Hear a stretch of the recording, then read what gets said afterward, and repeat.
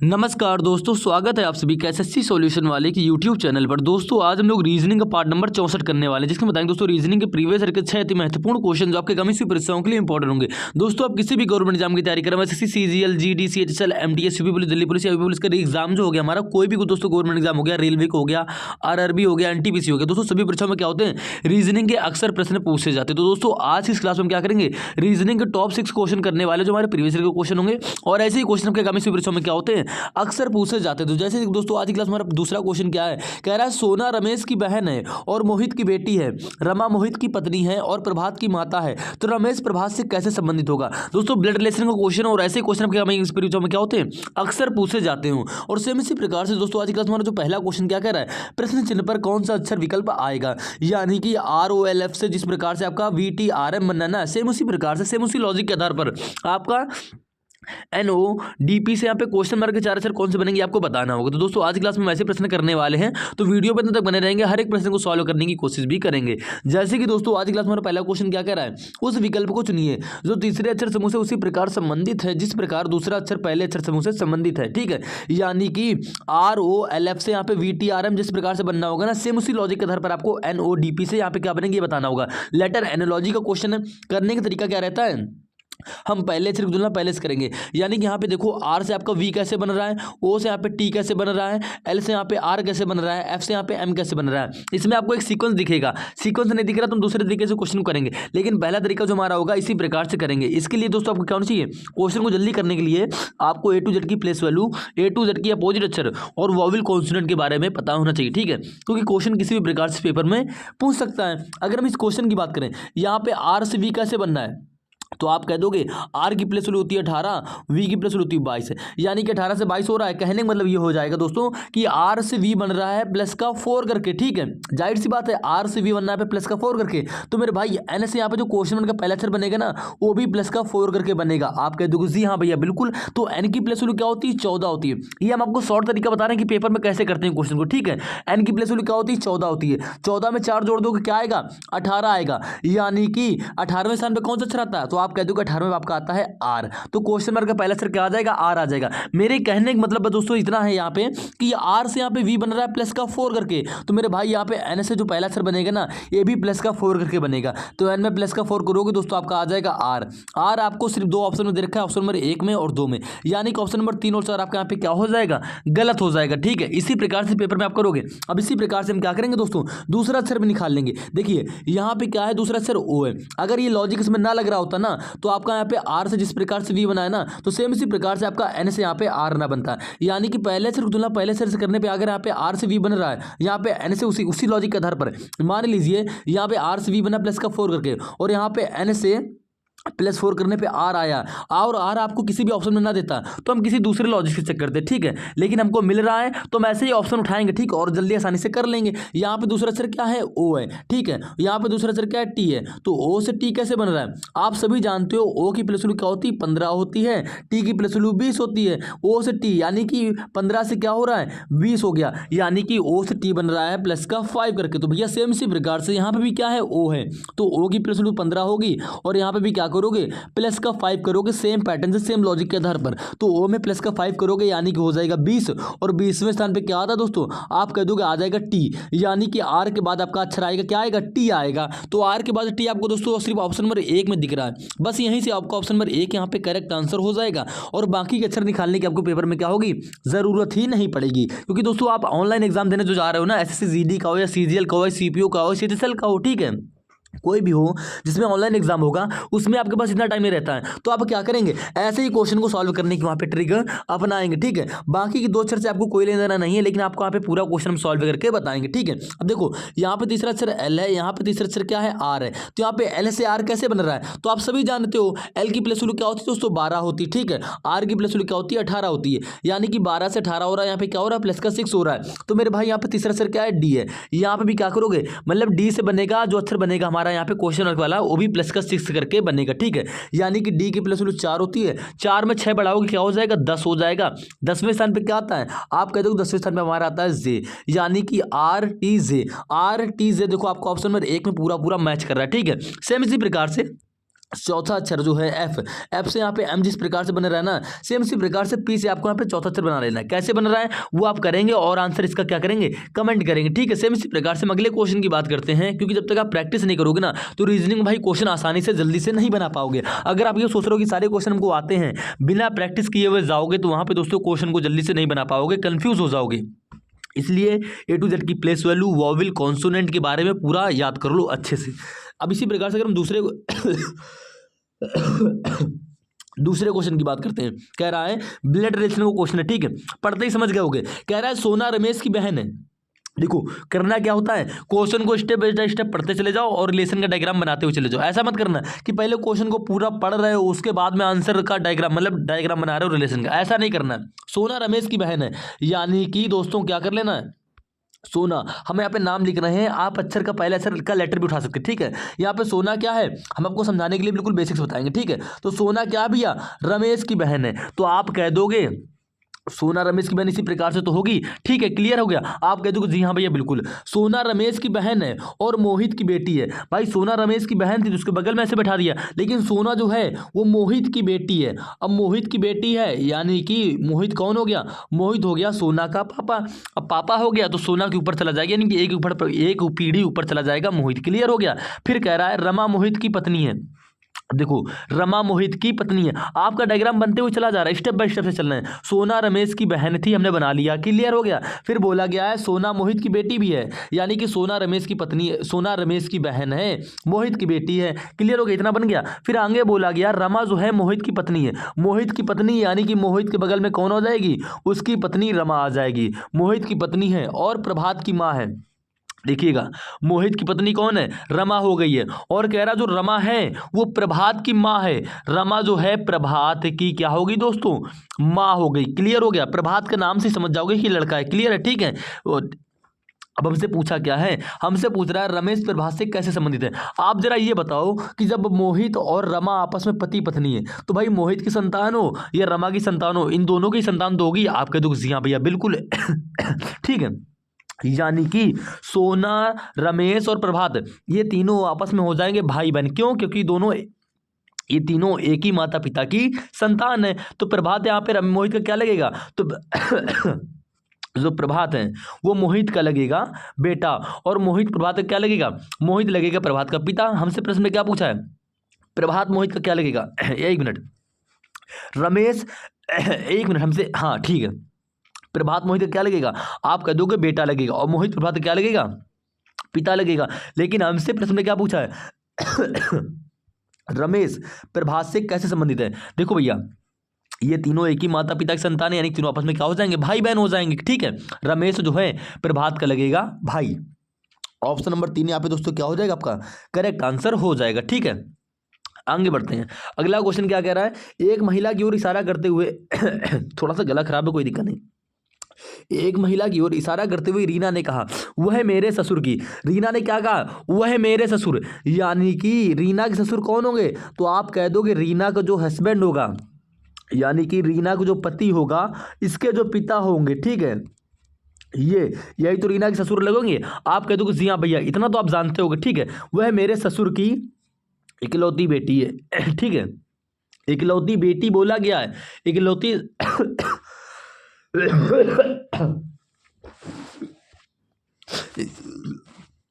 इकलौती संतान नहीं बोला गया, ठीक है।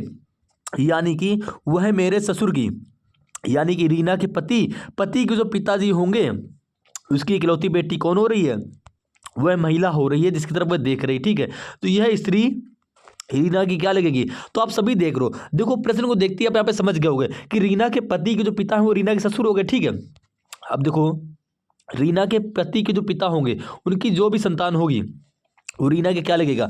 अगर देखो रीना के पति की, देखो ये जो महिला है ये रीना के पति की बहन लगेगी, ठीक है, क्लियर होगा, क्योंकि स्त्री है ये। और जब ये बहन लगेगी तो बहन उसकी पत्नी की क्या लगेगी, तो आप कह दोगे ननद लगेगी, ठीक है। यानी कि वह महिला रीना से किस प्रकार संबंधित है, आप अपने ऊपर रख के देखो, मान लो आप लड़की हो, आपके पति की बहन आपकी क्या लगेगी, आपके ननद ही तो लगेगी, यानी कि ऑप्शन नंबर 4 आपके यहाँ पे क्या हो जाएगा, करेक्ट आंसर हो जाएगा। कुछ बातें ऐसी होती हैं जो एक्सप्लेन कर नहीं पाएंगे सही से, ठीक है, लेकिन आपको समझना पड़ेगा, आप सभी रिलेशन के बारे में अच्छे से जानते ही होंगे। अगर हम अगले क्वेश्चन की बात करते हैं, क्वेश्चन नंबर 4 की, यहाँ पे कह रहा है ठीक है। शमित्रा शमित्रा उत्तर दिशा की ओर 4 किलोमीटर चलकर और दाएं घूमकर 5 किलोमीटर जाता है। ठीक है। देखो क्वेश्चन में क्या होता है, इसमें आपको भैया दिशा का ज्ञान होना जरूरी है। ठीक है, क्योंकि डायरेक्शन जो क्वेश्चन है यहाँ पे, और इस बार के एसएससी जीडी के एग्जाम में किसी किसी शिफ्ट में दो दो डायरेक्शन क्वेश्चन आए थे। ठीक है, दो दो डायरेक्शन क्वेश्चन, दो दो सिटिंग अरेंजमेंट के क्वेश्चन, और उनमें बंदे क्या होते हैं, काफ़ी कंफ्यूज होते हैं, क्योंकि पता ही नहीं होता है। और ठीक है, इतना टाइम भी नहीं होता करने के लिए, पेपर तो आता है लेकिन इतना टाइम नहीं मिलता है। तो देखिए, ये पूरब होता है, ये आपका पश्चिम होता है, ऊपर की ओर आपकी उत्तर दिशा होती है, नीचे की ओर आपकी क्या होती है, दक्षिण दिशा होती है। ठीक है, इनमें थोड़ा सा कॉन्सेप्ट आपको पता होना चाहिए। ठीक है, दिशा पता हो गई, सभी जानते हैं, लेकिन पूरब दिशा में अगर दाएं बाएं की बात करें तो किधर होता है दोस्तों, पूरब दिशा में दायां किधर होता है, नीचे की ओर होता है। ठीक है, और पूरब दिशा में बायां किधर होता है, ऊपर की ओर होता है, नोट कर लेंगे। ठीक है, पश्चिम दिशा की बात करें दाएं बाएं की, पश्चिम दिशा में दायां किधर होता है, ऊपर की ओर होता है, बायां हमारा दोस्तों नीचे की ओर होता है। ठीक है, दक्षिण दिशा की बात करें, दक्षिण दिशा में दोस्तों जो हमारा बायां होता है, ऐसे एरो बनेगा। ठीक है, और दाएं का एरो आपका इस प्रकार से बन जाएगा। क्लियर हो गया। इसी प्रकार से उत्तर दिशा में मान लीजिए कोई व्यक्ति जा रहा है, दायां हमारा इधर की ओर होगा, और ठीक है बायां आपका इधर की ओर होगा। बस ठीक है, वीडियो को थोड़ा पीछे करके फिर से बना लेंगे पूरा डायग्राम। क्लियर हो गया। अब हम बात करते हैं प्रश्न में क्या कह रहा है। देखो, हमें जब तक डायरेक्शन के बारे में पता नहीं होगा, दाएं बाएं के बारे में पता नहीं होगा, आप क्वेश्चन को कर ही नहीं पाओगे, चाहे वो जीडी लेवल का क्वेश्चन हो, या सीजीएल लेवल का क्वेश्चन हो, या टीचर लेवल का क्वेश्चन हो, या यूपी पुलिस एग्जाम में आने वाला ही क्वेश्चन क्यों ना हो। ठीक है, तो भैया देखो, ऐसे क्वेश्चन करने के लिए आपको डायरेक्शन के बारे में और दाएं बाएं के बारे में पता होना चाहिए। अब देखो क्या बोला है, समित्रा जो है उत्तर दिशा की ओर 4 किलोमीटर चलकर दाएं घूम जाता है, दाएं घूमकर 5 किलोमीटर जाता है। देखो, उत्तर दिशा की ओर 4 किलोमीटर है, मान लीजिए वो यहाँ पर व्यक्ति है, समित्रा यहाँ पर है। ठीक है, उत्तर दिशा यानी कि ऊपर की ओर ऐसे बनेगा, उत्तर दिशा में कितना जा रहा है, 4 किलोमीटर। ठीक है, ये हमारा 4 किलोमीटर चल गया उत्तर दिशा की ओर। ठीक है, आपको पता था उत्तर दिशा किधर होती, तभी तो आप बना पाए। ठीक है, ये उत्तर दिशा की ओर 4 किलोमीटर चल गया, उसके बाद क्या बोल रहा है, दाएं घूमकर। अब उत्तर दिशा में दाएं हम आपको पहले बताएं, एरो आपका ऐसे बनेगा, यानी कि यहाँ से दाएं घूमेगा ऐसे। ठीक है, 5 किलोमीटर जाता है, यानी कि आपकी डिस्टेंस हो गई 5 किलोमीटर। ठीक है, उसके बाद दक्षिण की ओर घूमकर 2 किलोमीटर जाता है। अब देखो यहाँ पर वो आ गया। ठीक है, अब यहाँ से दक्षिण दिशा किधर होगी, आप कह दो कि दक्षिण दिशा का एरो बनता नीचे की ओर, यानी कि दोस्तों दक्षिण दिशा हो जाएगी नीचे की ओर। हमें कितना जा रहा है, 2 किलोमीटर जा रहा है। ठीक है, यानी कि 2 किलोमीटर आपका ऐसे हो जाएगा। क्लियर हो गया। उसके बाद क्या बोल रहा है, उसके बाद बोल रहा है फिर वह पश्चिम की ओर 3 किलोमीटर जाता है, पश्चिम की ओर, यानी कि यहाँ से देखो पश्चिम दिशा किधर होगी, आप कह दो कि पश्चिम दिशा यहाँ पे ऐसे हो जाएगी। कितना गया, 3 किलोमीटर गया, यानी कि 3 किलोमीटर चलकर यहाँ पे 5 की आधी से थोड़ी बड़ी लेंगे। ठीक है, ये हमारी डिस्टेंस क्या होगी, 3 किलोमीटर होगी। क्लियर हो गया। डिस्टेंस को अपने हिसाब से लेंगे। इसके बाद बोल रहा है, इसके बाद क्या बोल रहा है, 3 किलोमीटर जाता है और कुछ देर के लिए रुकता है, यहाँ पर वो रुक जाता है। उसके बाद कह रहा है फिर वह 2 किलोमीटर चलता है, फिर 2 किलोमीटर चला, वह यहाँ पर आ गया। ठीक है, इस पॉइंट पर आ गया 2 किलोमीटर चलकर। आरंभिक स्थान से समित्रा कितनी दूरी पर है, ये आपको बताना होगा। तो भाई बहुत सा सिंपल तो क्वेश्चन कुछ नहीं है। आरंभिक स्थान उसका ये हरा वाला पॉइंट, ये वाला गोला था। ठीक है, और वो यहाँ पर आ चुका है, कितनी दूरी पर है, आसानी से बता सकते हो। कैसे देखिएगा, ये डिस्टेंस अभी कितनी है, 2 किलोमीटर की है, तो ये से यहाँ तक की कितनी हो जाएगी, देखो भाई ये यहाँ तक की आपकी डिस्टेंस क्या हो जाएगी, 2 किलोमीटर की हो जाएगी। तो ये बची कितनी भैया, बची हमारी 2 किलोमीटर की, यानी कि दोस्तों 2 किलोमीटर आरंभिक स्थान से 2 किलोमीटर की दूरी पर है। ठीक है, प्रश्न को देखते ही आप समझ गए होंगे, डायग्राम को ध्यान से देखो और आसानी से बता सकते हो। ठीक है, कि भाई कितनी दूरी पर, मतलब आरंभिक स्थान उसका ये रहा, ये कितनी दूरी है, तो भाई 2 ही तो होगी। क्यों, क्योंकि देखो ये इतनी 2 है, तो ये इतनी 2 होगी, और ये बची हुई इतनी क्या होगी, 2 किलोमीटर की ही होगी। तो उम्मीद है दोस्तों आप इस क्वेश्चन को समझ गए होंगे। अगले क्वेश्चन की बात करते हैं। कह रहा है 5 वकील हैं भैया, GNML तथा ए वृत्ताकार मेज के केंद्र की ओर, ठीक है, मुख करके बैठे हैं इर्द गिर्द। आवश्यक नहीं है वो इसी क्रम में बैठे हैं, जी तथा एल के बीच में ए बैठा है। क्वेश्चन को पढ़ने में टाइम वेस्ट नहीं करेंगे। आपको देखो 5 वकील हैं, वृत्ताकार मेज है, भैया फटाक से वृत्ताकार मेज बना लो। केंद्र ये हो गया, केंद्र की ओर मुख करके 5 व्यक्ति बैठे हैं, 5 व्यक्तियों के स्थान बना लो। देखो 2 ये हो गए, 3 कैसे भी बैठा लो। ठीक है, हमने 5 ही स्थान बना लिए। क्लियर हो गया। उसके बाद क्या करते हैं भाई, कुछ नहीं करना है, उसके बाद प्रश्नों को आपको ध्यान से पढ़ना है और करना। देखो यहां से पढ़ेंगे, कह रहा है जी तथा एल के बीच में ए बैठा है। भाई जी तथा एल के बीच में कौन बैठा है, ए बैठा है। हम कहीं बैठा लें, कोई दिक्कत नहीं। ठीक है, मान लो जी यहां पर है, एल यहाँ पर है, इनके बीच में कौन बैठा है, ए बैठा है। प्रश्न के अनुसार आपने इतना कर लिया। आप कह दो जी हाँ भैया बिल्कुल, 3 व्यक्ति हमारे बैठ गए हैं। आगे बढ़ते हैं। कह रहा है एल के दाएं दूसरा एम है, एल के दाएं दूसरा एम है, एल के दायां किधर होगा मेरे भाई, एल का दायां चलेगा ऐसे, ठीक है, ध्यान रखेंगे। पिछले कई वीडियो में हम आपको बता रखे हैं एल का दाएं दूसरा, यानी कि एल का दाएं दूसरा यहाँ पर आ जाएगा एम। देखो दे रखा है एल के दाएं दूसरा एम है, यानी कि एल के दाएं पहला स्थान ये रहा, दूसरे स्थान पर क्या आ गया, एम आ गया। एक ठीक बाएं जी है, तो देखो एक ठीक बाएं जी हो रहा है या नहीं हो रहा है, आप कह दो देखो एक दाएं तो इधर होगा, हमसे बोल रहा है एक ठीक बाएं जी है, तो एक देखो एक ठीक बाएं जी बैठा है, यानी कि क्लियर हो गया, बिल्कुल सही बैठा रखे हैं। तो जो ये बचा हुआ स्थान है, देखो 4 व्यक्ति आपके बैठ गए, यानी कि 4 वकील बैठ गए हैं, एक स्थान बच रहा है, किसका होगा, तो भाई जो वकील बच रहा है उसका हो जाएगा। यानी कि देखो GNMLA में सभी व्यक्ति बैठ गए हैं, बस एन नहीं बैठा, ठीक है, यानी कि ये बचा वाला स्थान किसका हो जाएगा, एन का हो जाएगा। प्रश्न में क्या पूछा है, ए के बाएं दूसरा कौन बैठा है, ए का बाएं पहला है जी और दूसरा हो जाएगा एम, यानी कि ऑप्शन नंबर 1 आपका यहाँ पे दोस्तों क्या हो जाएगा, बिल्कुल करेक्ट आंसर हो जाएगा, ठीक है। ऐसे ही प्रश्न पेपर में पूछे भी जाते हैं और आपको क्या करना पड़ेगा, डेली प्रैक्टिस करोगे तभी भाई मेरे क्वेश्चन को आसानी से कर पाओगे। अगर अगले क्वेश्चन की बात करते हैं, क्वेश्चन नंबर 6 की कह रहा है निम्नलिखित शब्दों को शब्दकोश में आने वाले क्रमानुसार लिखें। शब्दकोश देखो शब्दों को शब्दकोश में आने वाले क्रमानुसार क्या होता है, A to Z का जो क्रम होता है, यानी कि ए के बाद सीरियल से बी आता है, बी के बाद सी के बाद डी के बाद ई के बाद बनवा लो एफ नहीं है, और आपको जी एच दे रखा है, फिर एफ दे रखा है, तो ऐसे दे रखा है, ठीक, मतलब व्यवस्थित करना A to Z के फॉर्म में क्लियर से ABCDEFG इस प्रकार से। देखो प्रश्न को करोगे तभी आपको समझ में आएगा। इस क्वेश्चन की बात करें, करने का तरीका पहला स्टेप ये रहता है कि हम आगे से देखते हैं सभी 5 वर्डों में कॉमन क्या आ रहा है, तो भाई शुरुआत से देखोगे ना, शुरू आगे से, तो यहाँ पे देखो सभी में आर कॉमन आ रहा है, ठीक है, आर कॉमन आ रहा है, हम पता नहीं कर पाएंगे। आर के बाद जैसे ही देखोगे यहाँ पे आपका ए दे रखा है, यहाँ पे आपको ई दे रखा है, यहाँ पे ओ, और चौथे वाले में भी ओ दे रखा है आर के बाद, ठीक है, और 5वें वाले में आपको ई दे रखा है। आप देखो आपको देखने को क्या मिला, ए ई, ठीक है, ओ ई। अब ये बताओ इन पांचों अक्षरों को अगर व्यवस्थित किया जाए तो क्या पहले आएगा, पहले आपका ए आएगा A to Z के फॉर्म में, फिर ए के बाद क्या आएगा, इन पांचों के अनुसार आप कह दोगे ई दे रखा है तो ए के बाद आपका ई आ जाएगा, लास्ट में आपका ओ आ जाएगा, ये आपका व्यवस्थित क्रम हो गया, ठीक, हरा वाला। तो पहले क्या आएगा, ए आएगा, तो आर के बाद ए किसमें है, आप कह दोगे आर के बाद ए हमारा 1 नंबर पे है, यानी कि 1 नंबर को क्या लिखा जाएगा दोस्तों, पहले लिखा जाएगा, ठीक है। उसके बाद देखो 1 नंबर हो गया, अब बात करते हैं 2 3 4 5 में पहले कौन लिखा जाएगा, तो मेरे भाई आपको प्रश्न में बस इतना देखना है, आपने जितना कॉमन आगे से आ रहा है उसको हटा देना है, उसके बाद देख लेना सारे अक्षर एक एक अक्षर लिख लोगे। हमारा ए वाला हो गया, ए के बाद क्या आएगा दोस्तों, ई। अब ई यहाँ पे एक बार दे रखा होता तो उस वर्ड को आसानी से यहाँ पे लिख देते, कौन सा वर्ड जिस क्रम में होगा वो, लेकिन ई यहाँ पे 2 बार दे रखा है, यानी कि आर के बाद ई आपका दूसरे नंबर पे है और यहाँ पे 5वें नंबर पे है, तो इनमें से पहला कौन सा लिखें, कैसे पता करेंगे भाई, कुछ नहीं करना है, ई के बाद चेक कर लो, यहाँ पे ई के बाद दोस्तों आपको दे रखा है जी, यहाँ पे ई के बाद दे रखा है आपको एस,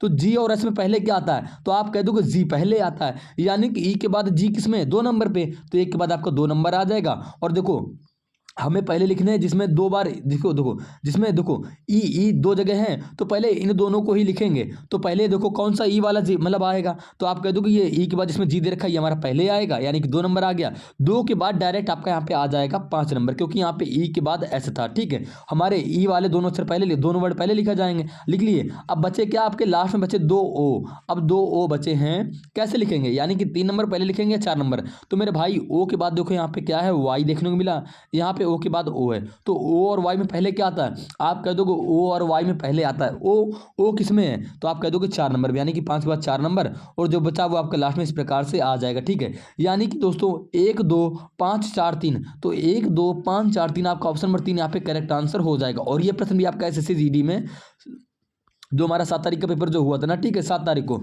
ठीक है, उसमें ये क्वेश्चन ऐसा ही पूछा गया था। आपको बस एक क्वेश्चन इस प्रकार का भी मिलेगा, यानी कि हर एक प्रकार का आपको एक क्वेश्चन देखने को मिलेगा। बाकी जो हमारे बच्चे भी क्वेश्चन है, क्योंकि आज थोड़ा सा गला खराब है, तो आज की क्लास में क्या करेंगे, रीजनिंग के सिर्फ 6 ही क्वेश्चन सॉल्व करेंगे, जो कि हमारे प्रीवियस क्वेश्चन है, और इस पर आधारित क्वेश्चन क्या होते हैं आपके एग्जाम में अक्सर पूछे जाते हैं। तो क्वेश्चन की प्रैक्टिस करते रहो, क्योंकि हर एक क्वेश्चन में आपको नई चीज़ सीखने को मिलेगी, नया नॉलेज बढ़ेगा, ठीक है, और आपका माइंड शार्प हो जाएगा। आप कभी कभी क्या करते हो, आपको मान लो ये क्वेश्चन आता है, आप जाते हो पेपर में, वहाँ पे क्वेश्चन को देखकर कंफ्यूज हो जाते हो कि भाई ये कैसे हो रहा है, ये कैसे हो रहा है, आता तो है लेकिन टाइम टेकिंग बन जाता है। अगर आप किसी चीज़ की हद से ज़्यादा प्रैक्टिस करते हो ना, तो वो चीज़ समय से पहले ही सॉल्व हो सकती है और हो जाती है, हो सकती है की बात छोड़ो, हो जाती है। अगर आप मान लो इस क्वेश्चन की प्रैक्टिस नहीं कर रहे हो, आपने एक बार लगाया, आपका तो हमको आ गया, समझ में आ गया, बाई चांस पेपर में आपका सेम यही क्वेश्चन, बाई चांस का क्वेश्चन आता ही है और पेपर में गए वहां पे प्रैक्टिस आपकी नहीं, तो भाई नहीं कर पाओगे, ठीक है। क्योंकि काफी ऐसे स्टूडेंट भी होते हैं जिनकी प्रैक्टिस ना होने के कारण वहां पे क्वेश्चन आता है, वो भी क्या हो जाता है, छूट जाता है। क्योंकि वहां पे भाई देखो आपको 60 मिनट ही मिलेंगे, 80 क्वेश्चन होंगे, और मेरे भाई मैथ भी अच्छा खासा आता है,